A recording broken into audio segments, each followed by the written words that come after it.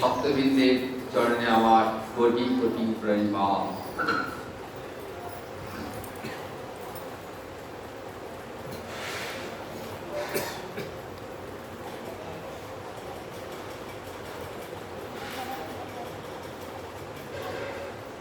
শুভ গুরু পূর্ণিমা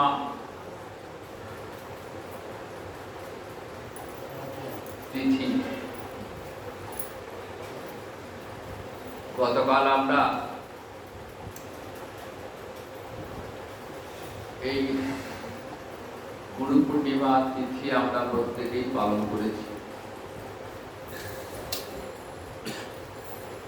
এই পূর্ণিমা তিথি উপলক্ষে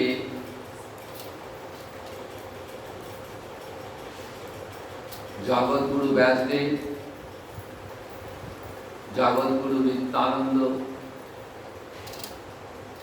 এবং জগতের প্রতিটি গুরুদেব তথা আপন আপন গুরুদেবের চরণে কোটি কোটি ধন্যবাদ প্রণাম। এই গুরু পূর্ণিমা উপলক্ষে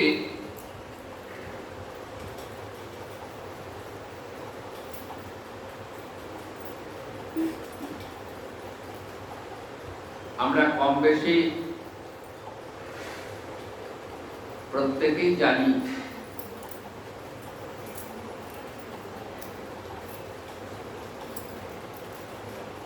যে গুরুদেবকে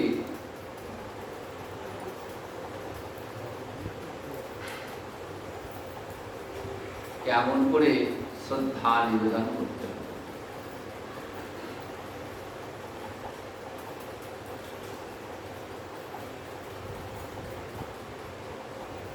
এই গুরুদেব কে?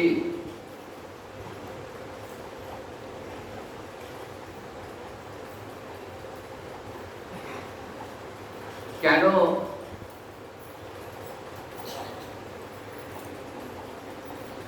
আমরা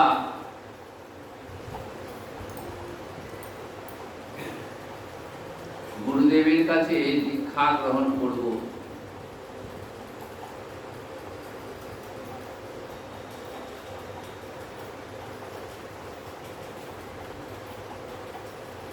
তিনি আমাদের কিভাবে পথ দেখান,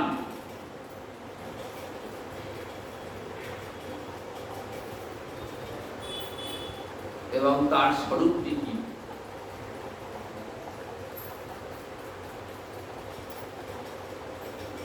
এটা আমাদের প্রত্যেকের জানা উচিত।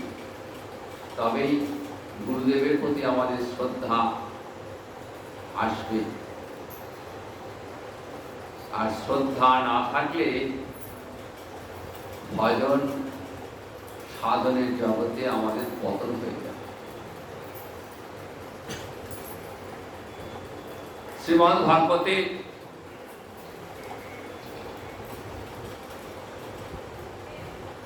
ভগবান শ্রীকৃষ্ণ উদ্ধবকে বলছেন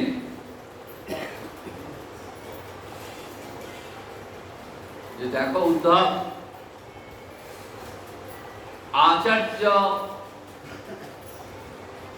মাং বিজানিয়াৎ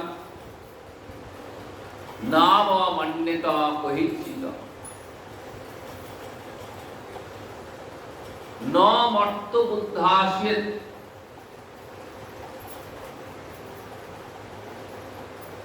সর্ব দেবময়ং।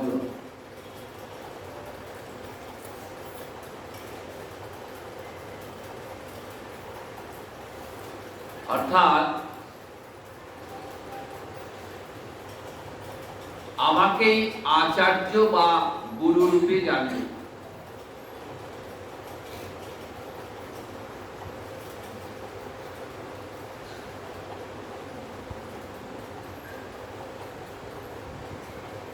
আমি হলাম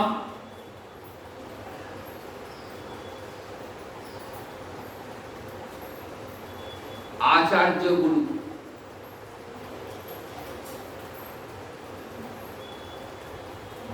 ন মর্ত বুদ্ধাস্যেৎ, মনুষ্য বুদ্ধিতে কখনো গুরুদেবকে অবজ্ঞা করবে না।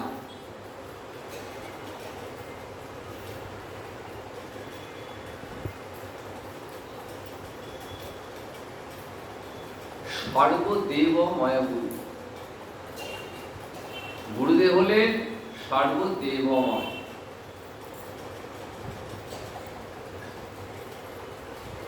আষাঢ় মাসের যে পূর্ণিমা তিথি,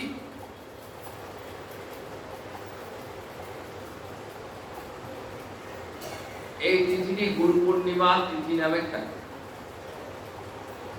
কারণ এই দিনেই জগৎগুরু ব্যাসদেবের আবির্ভাব।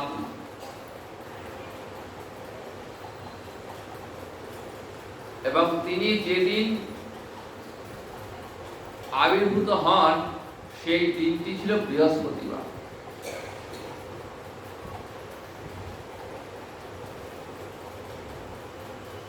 তাই ব্যাসদেবের আবির্ভাব তিথিটি গুরু পূর্ণিমা তিথি এবং আবির্ভাবের দিন হিসেবে বৃহস্পতিবার দিনটিকে আমরা গুরুবার হিসেবে পালন করে থাকি।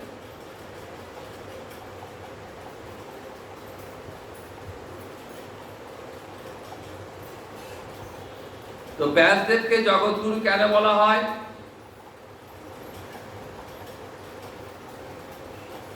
ব্যাসেন সাক্ষাৎ নারায়ণ।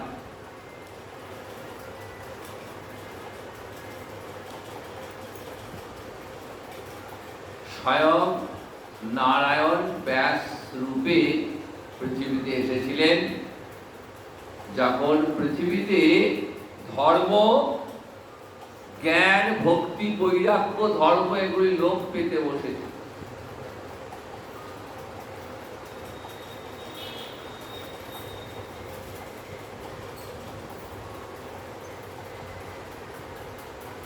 তো এগুলি পুনরায় তিনি ফিরিয়ে আনলেন।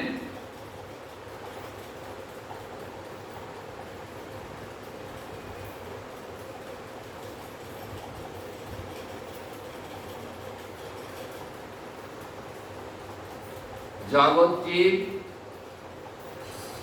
ব্যাসদেবের করুণায় আবার স্বধর্মে প্রতিষ্ঠিত হল।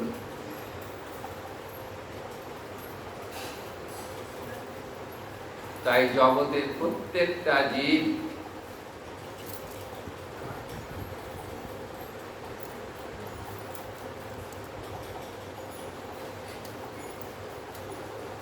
ব্যাসদেবের কাছে ঋণী।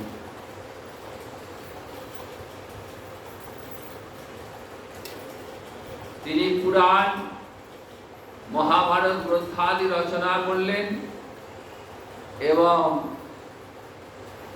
দেবর্ষি নারদের কৃপায়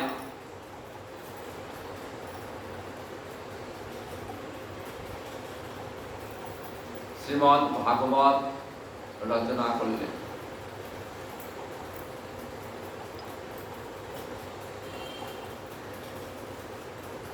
তাই তিনি জগৎ গুরু।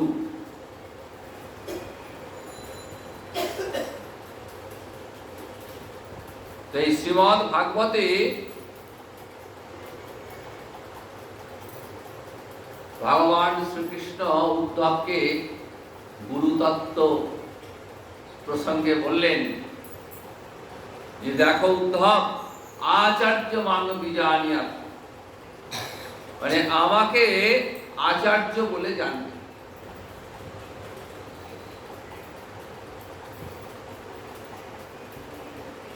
এই আচার্য শব্দের অর্থ হলো গুরু। গুরুদেব কি করেন? নিজে শাস্ত্র কথিত ধর্মাচরণ করেন।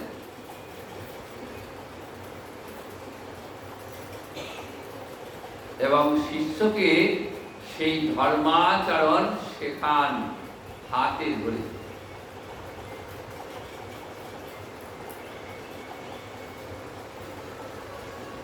তাই ভগবান বলছেন আমি সেই গুরুদেব।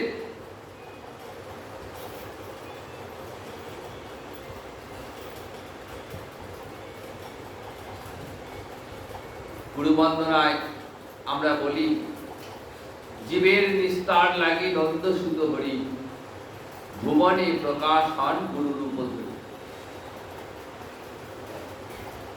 জীবের নিস্তার, জীবকে উদ্ধার করবার জন্য,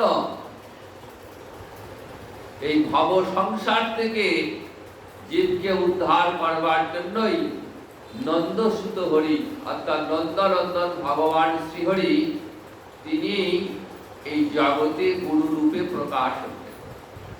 অর্থাৎ ভগবানেরই আরেকটি রূপ হলো গুরু রূপ।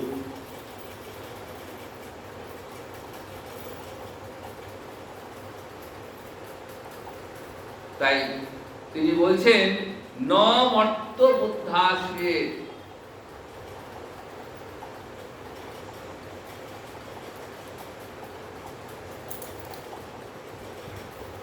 গুরুদেব দেখতে মানুষের মতোই, আর পাঁচটা সাধারণ মানুষের সঙ্গে এই জগতের গুরুদেবের কোনো পার্থক্য নেই।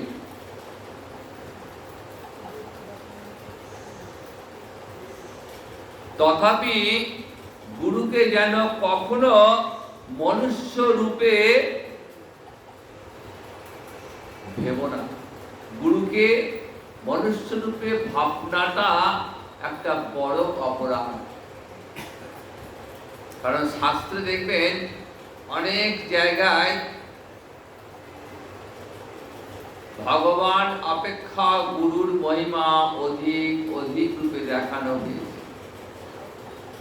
শাস্ত্রে বলাই আছে হরৌ রুষ্টে গুরুস্ত্রাতা গুরৌ রুষ্টে ন পশ্যন তস্মাৎ সর্বা প্রযত্নেন গুরুমেব প্রসাদয়ে।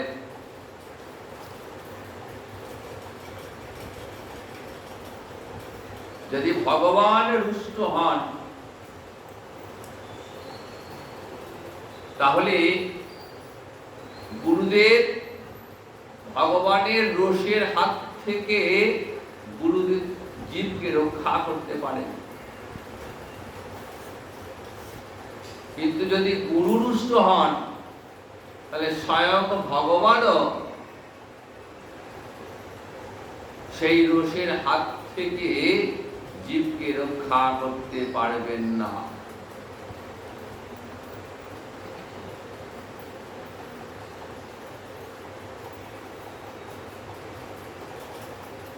তার প্রমাণ ব্রহ্মার 4 মানস পুত্র সনক, সনাতন, সনন্দন, শরৎ কুমার।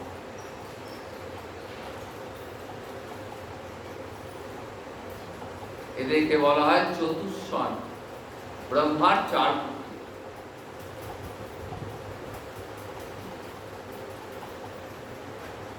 দেখতে 5 বছরের বালকের ন্যায়,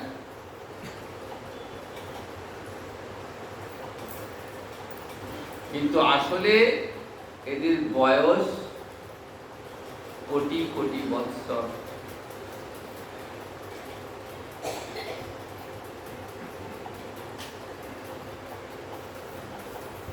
অঙ্গে কোনো পশন নেই।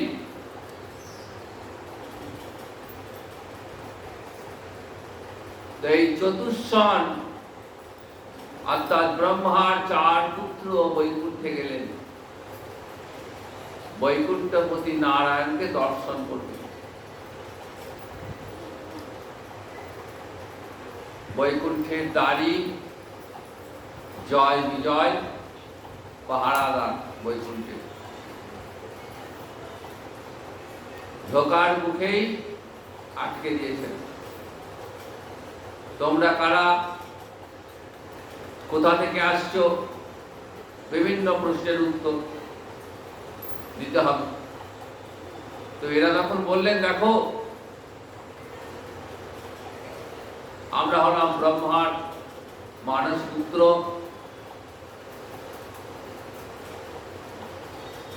আমরা বৈকুণ্ঠপতি নারায়ণের দর্শন প্রার্থী। বলছে যখন তখন নারায়ণকে দর্শন করা যায় না, আর এইভাবে তোমরা এসেছো, শরীরে কোনো পোশাক নেই,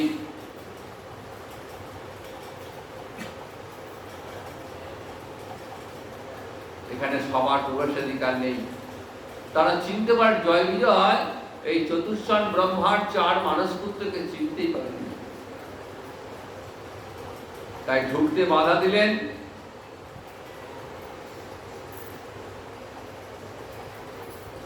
এরা জগতের আদি গুরু, তাই গুরু অবমাননা হলো।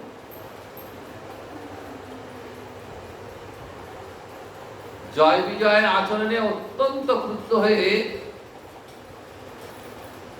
অভিশাপ দিলেন। কি বললেন?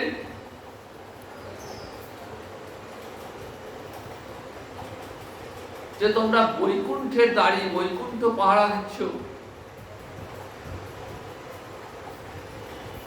নারায়ণের সেবক, কিন্তু তোমাদের আচরণ তো অসুরের ন্যায়। বৈকুণ্ঠে থাকার অধিকার তোমাদের নেই। তোমরা এখনই মর্তলোকে যাও, তোমরা অসুর জন্ম প্রাপ্ত হও।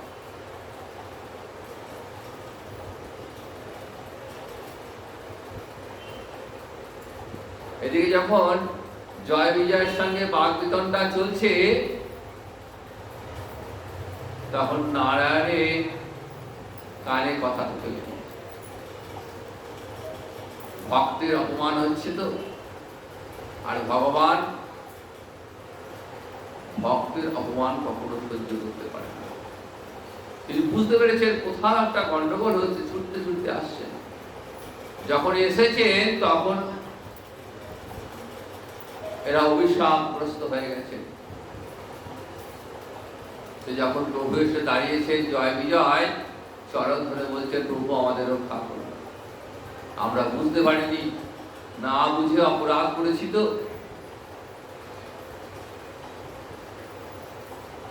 আমরা অভিশাপগ্রস্ত হয়ে পড়েছি। নারায়ণ বলছেন, দেখো আমার ভক্তের দেওয়া বাক্য আমি কখনো লঙ্ঘন করতে পারি না, কাজে এটা তোমাদের ভোগ করতেই হবে। তবে তোমরাও তো বৈকুণ্ঠের দাঁড়ি, সেই হিসেবে আমি তোমাদের আশীর্বাদ করছি, তোমরা পরপর 3 জন্ম অসুর জন্ম প্রাপ্ত হয়ে আবার এই বৈকুণ্ঠ লোকে ফিরে আসবে। তাহলে দেখুন, স্বয়ং ভগবান তিনিও কিন্তু তার ভক্তকে রক্ষা করতে পারলেন না গুরুদেবের রোষের হাত থেকে।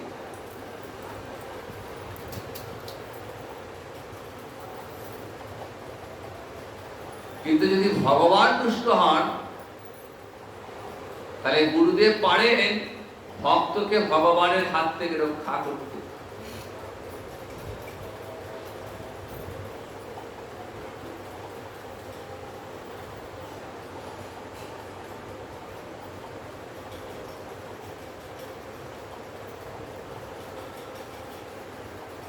তার প্রমাণ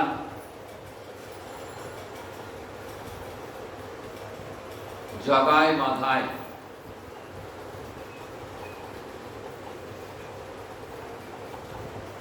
জগায় মাথায় মতো এত বড় পাপী, অধার্মিক, নীচ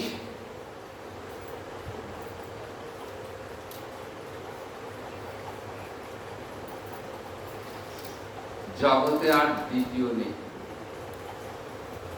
হেন দুষ্কর্ম নেই যে জগায় মাথায় করেনি। তা সত্ত্বেও জগৎগুরু নিতাই চাঁদের কৃপা লাভ করলেন।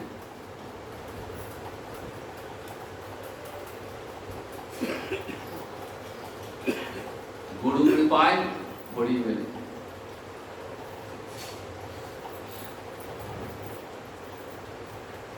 মাথায় নিতাইয়ের অঙ্গে আঘাত করেছে, রক্তপাত হয়েছে।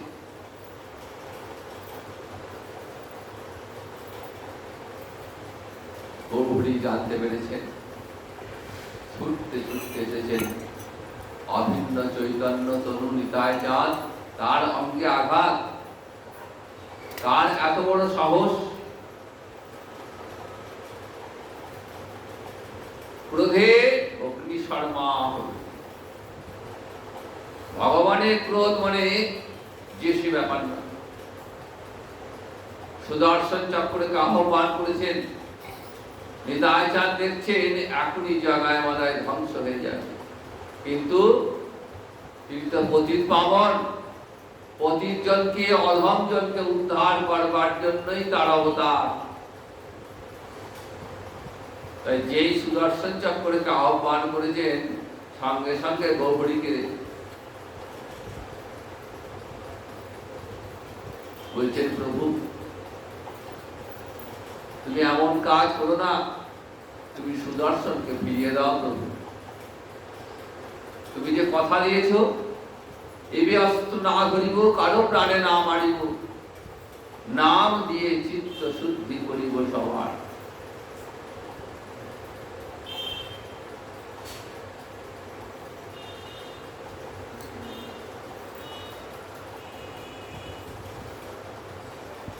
তুমি যে প্রভু, এই অবতারে তুমি জগৎ জীবকে হরিনাম দিয়ে তুমি যে ধনী করবে, উদ্ধার করবে হরিনাম দিয়ে, প্রভু তুমি তোমার অস্ত্র সম্বরণ করো। দেখুন জগৎগুরু নিতাই চাঁদ, সেই নিতাই চাঁদের কথা কিন্তু প্রভু ফেলতে পারলেন না। শুধু নিতাই চাঁদের কৃপাতেই জগায় মাধায়ের মতো মহাপাপিষ্ট উদ্ধার হয়ে গেল। তাহলে গুরু কৃপায় ভগবানের রোষের হাত থেকে রক্ষা পাওয়া যায়, কিন্তু যদি গুরু রুষ্ট হন তাহলে কিন্তু স্বয়ং ভগবানও তাকে রক্ষা করতে পারবেন না।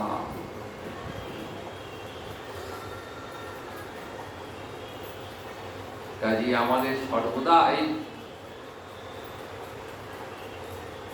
এটা মনে রাখতে হবে যে যেন কখনো এমন কাজ আমরা করব না যাতে গুরুদেব রুষ্ট হন। গুরু রুষ্ট হলেই আমাদের সাধন জীবনের পতন হয়ে যাবে। শাস্ত্রে যে 10টি নামাপরাধ রয়েছে না, তার মধ্যে প্রথমেই বলা আছে, দেখবেন যে গুরু অবজ্ঞা একটা বড় নামাপরাধ। গুরু অবজ্ঞা মানে গুরুকে মনুষ্য বুদ্ধিতে জ্ঞান করা, এটাই হচ্ছে সবচেয়ে বড় অপরাধ।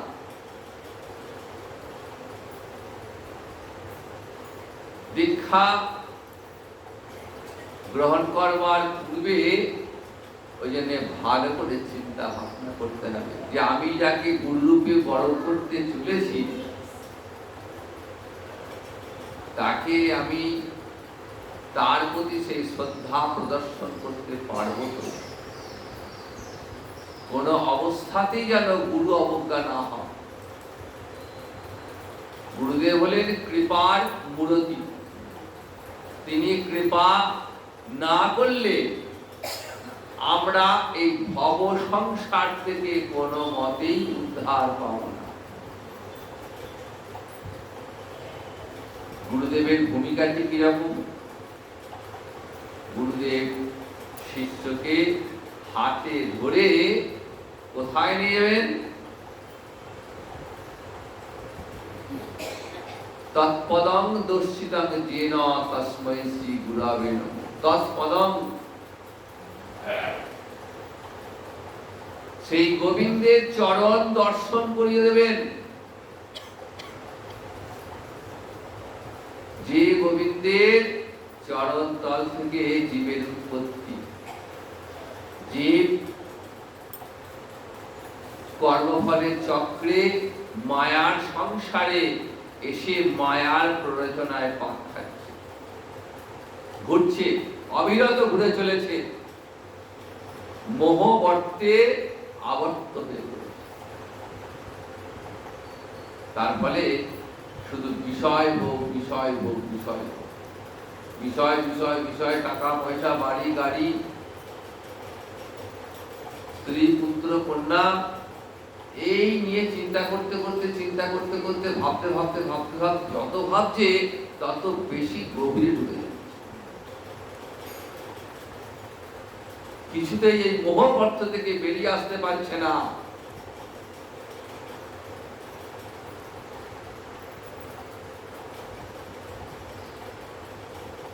মন হয়ে উঠেছে অহংকারী, যশ প্রতিষ্ঠা মান সম্মান লাভের জন্য আমরা প্রতিনিয়ত নিজেকে আরো বেশি করে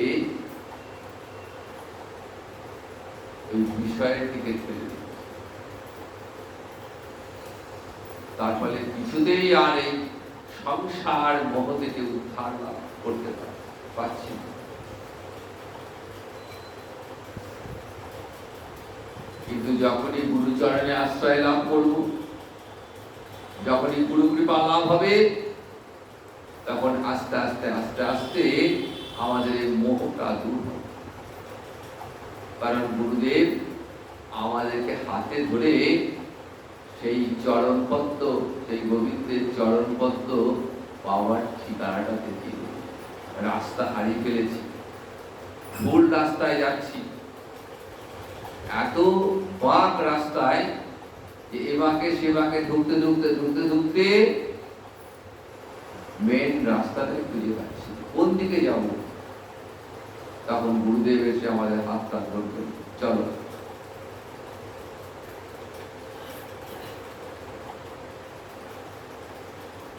এইবার তোমাদেরকে আমি আসল রাস্তাটা দেখিয়ে ভজনের উপদেশ দান করবেন। ব্রহ্মাণ্ড ভবিতে ভবিতে কোন ভাগ্যবান যে গুরু কৃষ্ণ প্রসাদে পায় ভক্তিলতা। এই ব্রহ্মাণ্ডে ভ্রমণ করছে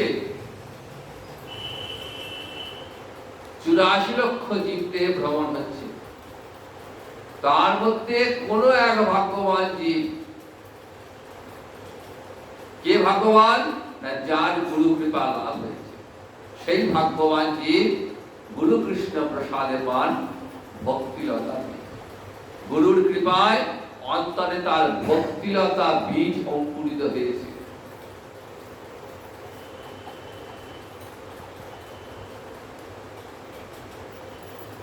হরিনাম রূপ মহামন্ত্রে অন্তরের ভক্তিলতার যে বীজটা সেটা অঙ্কুরিত হয়েছে। এবার গাছ বেরুবে।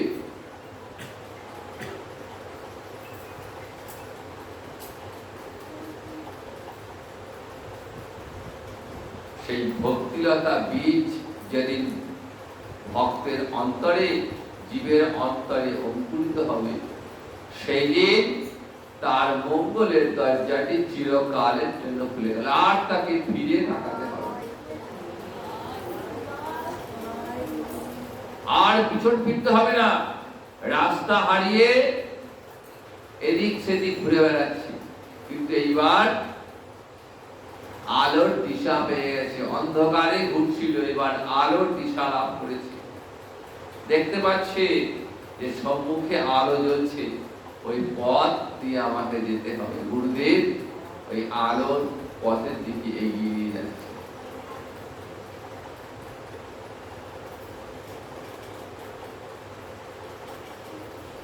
তাই ভগবান বলছেন যে কখনো মনুষ্য বুদ্ধিতে গুরুকে অবজ্ঞা করবে না। গুরুর অবজ্ঞা মানে গুরুর দোষ বিচার।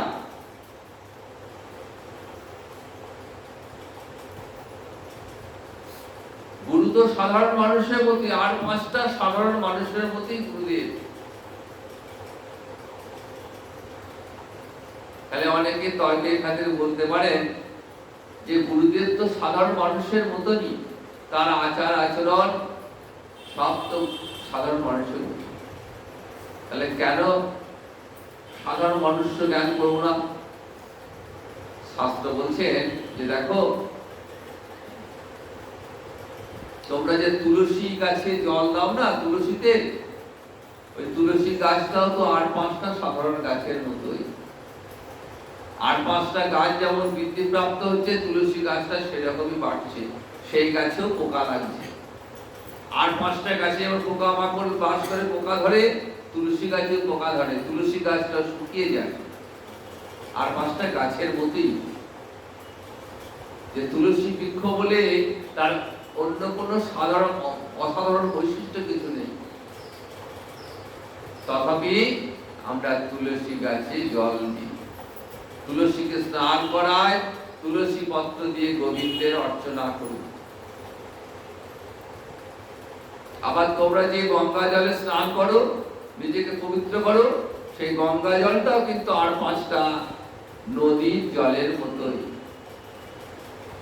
অজয় নদীর জল যেমন, গঙ্গা নদীর জলও তেমন। অজয় নদী দিয়ে যেমন পোকা ভেসে যাচ্ছে, মৃতদেহ ভেসে যাচ্ছে, গঙ্গা দিয়েও পোকা মাকড় মৃতদেহ ভেসে যাচ্ছে।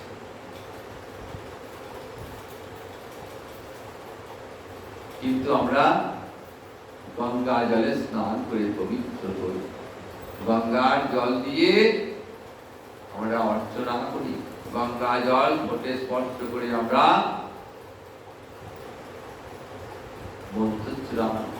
মন্ত্রোচ্চারণ করি, আচমন করি। ওম বিষ্ণু ওম বিষ্ণু ওম তদ বিষ্ণু পরম পদম সদা পশ্যন্তি সূর্যা দেবী বৈদস্যা। গঙ্গা জলে আচমন করছি, গঙ্গা জল মাথায় ছিটিয়ে যে কোনো কাজ শুদ্ধ হচ্ছে। তাহলে আর 5টা নদীর মতোই তো গঙ্গা নদী, তথাপি আমরা গঙ্গাকে পবিত্র বলে গঙ্গা জলে স্নান করে পবিত্র হই, তুলসীকে স্নান করিয়ে তুলসীকে প্রণাম করে আমরা ধন্য হই, আমরা তুলসী বন্দনা করি, গঙ্গা বন্দনা করি। তাহলে এটা যদি মানতে পারি, তাহলে গুরুদেবকেও মানতে আমাদের অসুবিধা কোথায়? তিনি মনুষ্যরূপে আমাদের কাছে এসেছেন, মানে এটা তার কৃপা।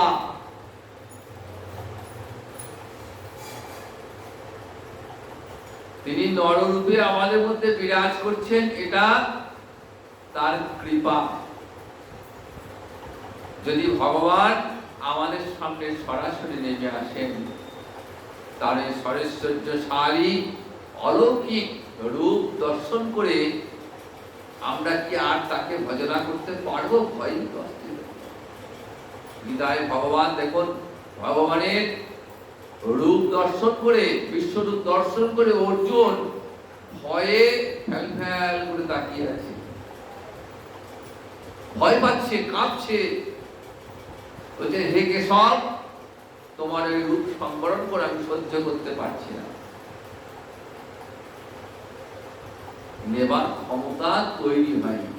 তাহলে অর্জুন যদি না পারে, তাহলে আমরা তো সাধারণ মানুষ, আমরা কেমন করে নেব? তাই গুরু রূপে তিনি আমাদের মাঝে অবতীর্ণ হয়েছেন, যাতে করে আর 5টা সাধারণ মানুষের মধ্যে তিনি বিচরণ করছেন এবং তাকে ওইভাবেই তাকে আমরা গ্রহণ করতে পারি। এটা তার কৃপা। তাই কৃপাটাকে যদি আমরা দোষ ভাবি, যদি দোষ বিচার করি, সেটা মহা অপরাধ হয়ে যাবে। তাই গুরু নিন্দা কখনো কর্ণে শ্রবণ করা ঠিক নয়। যেখানে গুরু নিন্দা হবে, সেই স্থান অবিলম্বে ত্যাগ করতে হবে। তিনি আর 5টা মানুষের কাছে খারাপ হতে পারেন, কিন্তু আমার কাছে তিনি আমার গুরুদেব, তাই তার নিন্দা আমি কখনো শ্রবণ করবো না, কানে আঙুল দেব।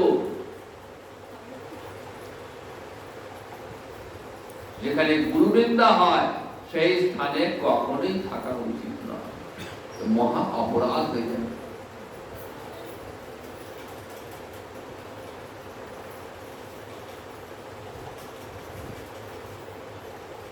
গুরুদেব কি করেন? গুরুদেবের কাজটি কি?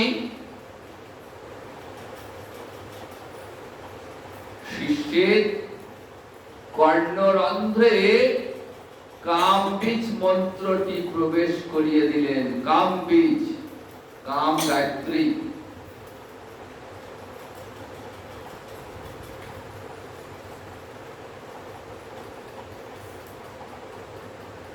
বৃন্দাবনের অপ্রাকৃত অন্ন।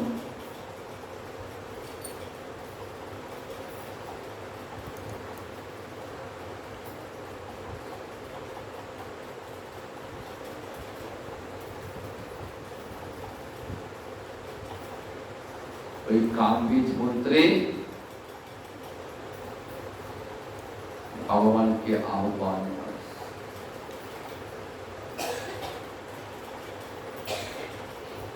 ওই মন্ত্রটা শাস্ত্রে লেখা আছে, বইতেই পেয়ে যাবেন কামবীজ মন্ত্র। তাহলে এখানেও তর্কের খাতিরে মনে হতে পারে কামবীজ মন্ত্র তো শাস্ত্রে লেখা আছে, ওটা নেওয়ার জন্য আবার গুরুর কাছে যাওয়ার কি প্রয়োজন?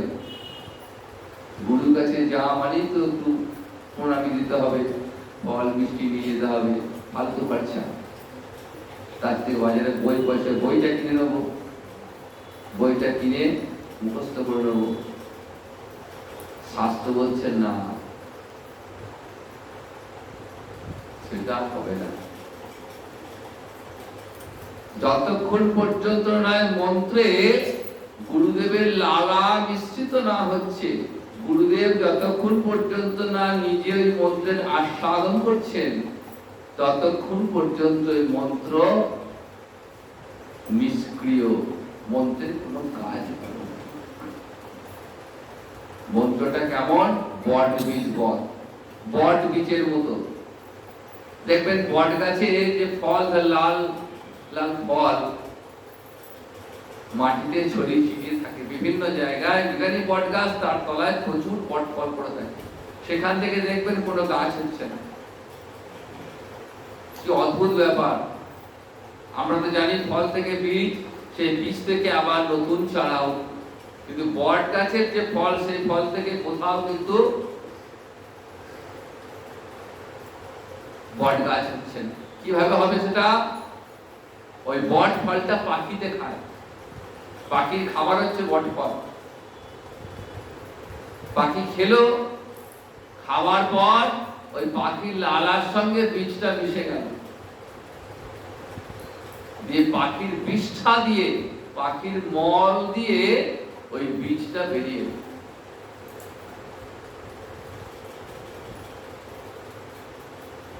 এবার পাখি তো কোনো নির্দিষ্ট জায়গা নেই তার, সে সব জায়গাতে উঠছে, উঠতে উঠতে উঠতে উঠতে বাড়ির ছাদের কোণে সে মলত্যাগ করেছে, বিষ্ঠা ত্যাগ করেছে। বাড়ির ছাদে দেখবেন বট গাছ, মাটি নেই, জল নেই, অদ্ভুত ব্যাপার। কেন হচ্ছে না? এই পাখির লালাটা যতক্ষণ পর্যন্ত নয় বট বীজের সঙ্গে মিশ্রিত হচ্ছে, ততক্ষণ পর্যন্ত বটবৃক্ষ, নতুন বটবৃক্ষ, বট গাছ জন্মাবে না। গুরু মন্ত্রটা এরকম। গুরুদেব আগে নিজে আস্বাদন করেছেন, গুরুদেব শাস্ত্র কথিত ধর্মাচরণ করেন, তাই বললেন আমি আচার্য গুরু, আমি হলাম আচার্য। গুরুদেব নিজে শাস্ত্র কথিত আচরণ করেন, নিজে আগে মন্ত্রের আস্বাদন করেন, তারপর সেই মন্ত্র শিষ্যের কর্ণরন্ধ্রে পৌঁছিয়ে দেয়। কর্ণরন্ধ্র দিয়ে কোথায় পৌঁছায়? মর্মস্থলে, হৃদয়ে প্রবেশ করে।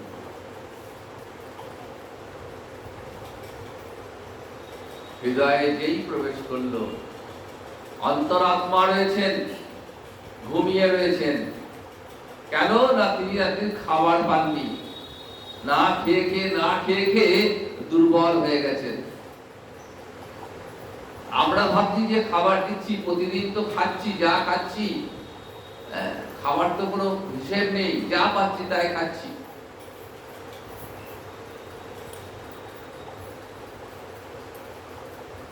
তামসিক, রাজসিক সব ধরনের খাবারই খেয়ে নিচ্ছি। এই জীবটা তো মানতে চায় না, না জীবটা সংবরণ করতে চায়, কিছুতেই লোভ সংবরণ করতে পারে না, তাই যা পায় তাই খেয়ে নি। কিন্তু অন্তরাত্মা তো ওই সমস্ত খাবেন না।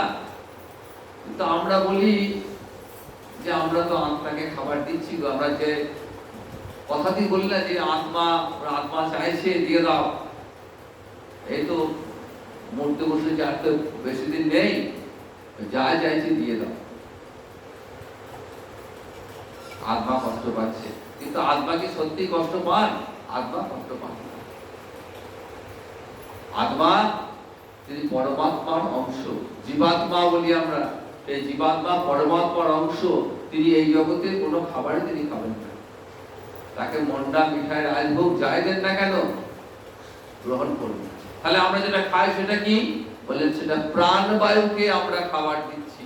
আমাদের যে প্রাণবায়ু রয়েছে, সেই প্রাণবায়ুকে আহার দিচ্ছি আমরা, নিজেদের উদার পূর্তি করছি। কোন খাবারের কি গুণ আমরা জানি না, যার ফলে আমাদের প্রতি পদে পদে বিঘ্ন।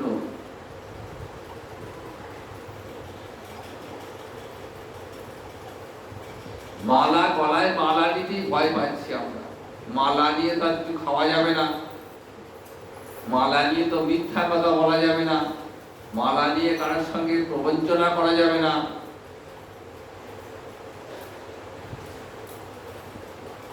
তাহলে গলায় মালাটা কতদিন রাখতে হবে? আমার অনেকেই জিজ্ঞাসা করে। মালার কি গুণ সেটাই আমরা জানি না। তুলসী মালা গলায় কণ্ঠে ধারণ করলে যে তার কি গুণ সেটা আমরা জানি না। তাই মালা অপেক্ষা আমরা খাবারের দিকে বেশি আমরা গুরুত্ব দিই। মালা নিয়ে তো অন্য কিছু খাওয়া যাবে না, তাহলে খাওয়াটা যদি বড় হয় তাহলে মালাটা খুলে রেখে দাও, মালা পড়তে হবে না। তিলক ধারণ করতে গিয়েও লজ্জা লাগছে, লোকে বলবে দেখো তিলক করেছে, মালা নিয়েছে, তো বৈষ্ণব হয়ে গেল গো।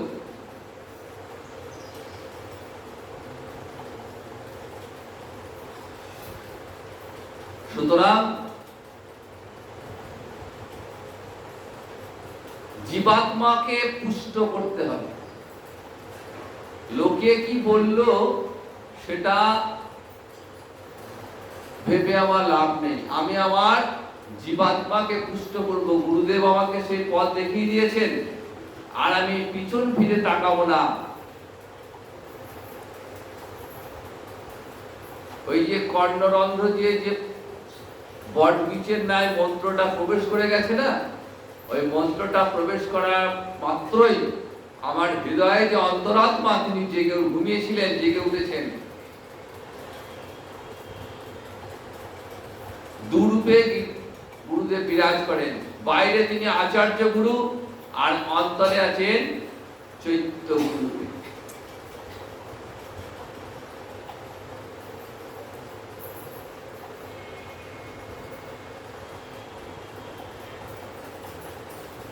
আর একটু সহজ করে বললে আরো সুবিধা হবে। একটা ছোট্ট গল্প বলি।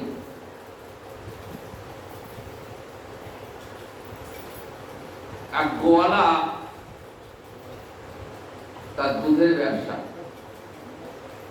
আমরা সবাই জানি গোয়ালা মাত্রই দুধের ব্যবসা করেন। তো তার একটা গাভী প্রতিদিন 5-8 লিটার করে দুধ দিত, অনেকটাই দুধ। তো হঠাৎ করে দুধ দেওয়া বন্ধ করে দিয়েছে। গোয়ালা ভাবছে কি ব্যাপার, অপেক্ষা করছে 1 দিন 2 দিন 3 দিন 4-5 দিন হয়ে গেছে।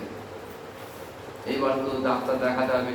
কবিরাজের কাছে নিয়ে গেছে, গোবৈদ্য। কবিরাজ সব দেখে শুনে বললেন যে ঠিক আছে, আমি একটা শেকড় তোমায় দিলাম, এই শেকড়টা বাঁটবে, মাখন কিনবে, মাখন কিনে শেকড়টার সঙ্গে মিশিয়ে ওই গাভীটাকে খাই দেবে, দেখবে আবার যেমন তার তেমন দুধ দেবে। গোয়ালা শেকড় নিয়ে বাড়ি চলে এলো। শেকড়টা বেটে একটু চালাক, ডাক্তারের ওপর ডাক্তারি করলো। সে ভাবলো আমার মাখন কেন কিনবো, 5 দিন দুধ দেয়নি, তাহলে 5-8 40 কেজি দুধ তার পেটে আছে, মাখন জমে মাখন হয়ে ক্ষীর হয়ে গিয়েছে। তাহলে আবার বাইরে থেকে কিনবো, পয়সা খরচা করবো, ওই শেকড়টাই খাই দিই, সুজি খাই দিই। কাজ তো হলো না।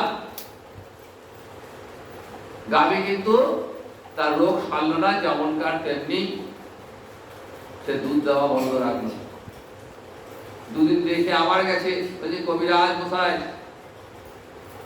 খাওয়ালাম তো কাজ হলো না। বলছে সে তো হওয়ার কথা না, ঠিকঠাক খাইছো? মাখনের সঙ্গে খাইছিলে?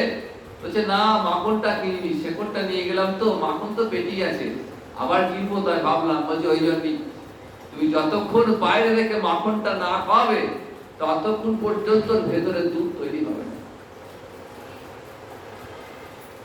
তাহলে মন্ত্রটা হচ্ছে ঠিক ওই রকম। শাস্ত্রে আছে মন্ত্র, শাস্ত্রে লেখা আছে। নিজে নিজে মুখস্থ করে নিজের কানে নিজে নিলাম, তাতে কিন্তু অন্তরাত্মা জাগ্রত হবে না। যতক্ষণ পর্যন্ত না ওই আচার্য গুরু, আচার্য শিষ্যের অন্তরে, শিষ্যের কর্ণে ওই মন্ত্রটা প্রবেশ না করাচ্ছেন, ততক্ষণ অন্তরাত্মা জাগ্রত হবেন না। অন্তরাত্মা যেই জাগ্রত হলেন, আত্মার পুষ্টি লাভ হলো, আত্মা আস্তে আস্তে আস্তে আস্তে এবার জাগ্রত হচ্ছে। এইবার আত্মা থেকে ঘুমিয়েছিল, এবার তারও ঘুম ভেঙে গেছে, এবার সেও ছটফট করছে, আমি এবার ওই আমার ওই পরমাত্মার কাছে ছুটে যাব। এতদিন 84 লক্ষ জীবদের ভ্রমণ করছে, বিভিন্ন জনিতে ভ্রমণ হচ্ছে, কখনো পশু পক্ষী, কখনো বৃক্ষ, কখনো অসুর গন্ধর্ব, বিভিন্ন রকম দেহ, পোকা মাকড়। তার ফলে সে তার পথটা পাচ্ছে না খুঁজে। একবার যখন মনুষ্য দেহ লাভ হলো, আর সেই দেহেতে যখন গুরু কৃপা লাভ হয়ে ভজন শুরু হলো, তখন এই জীবাত্মা তার পথটা পেয়ে গেল, এবার আমাকে এগোতে হবে। তাহলে গুরুদেব কি করলেন?